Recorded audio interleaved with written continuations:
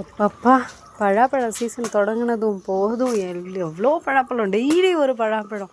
நான் ஒரு 5-10 வருஷம் பேக்கில் போனால் ஒரு 4 சொலை சாப்பிட்றதுக்காக அந்த சீசன் ஃபுல்லாக வெயிட் பண்ணாலும் கிடைக்காது.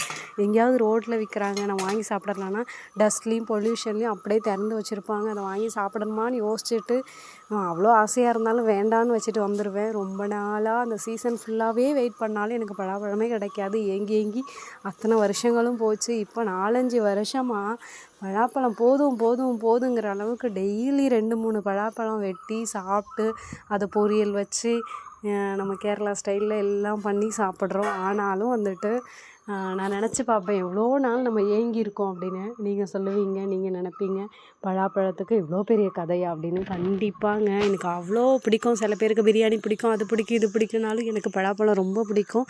இப்போ வேணுங்கிற அளவுக்கு சாப்பிட்ற அளவுக்கு நம்ம நினச்சது நடந்திருக்கு. ரொம்ப சந்தோஷம். பிடிச்சிருந்தவங்க லைக் பண்ணுங்கள். தேங்க்யூ.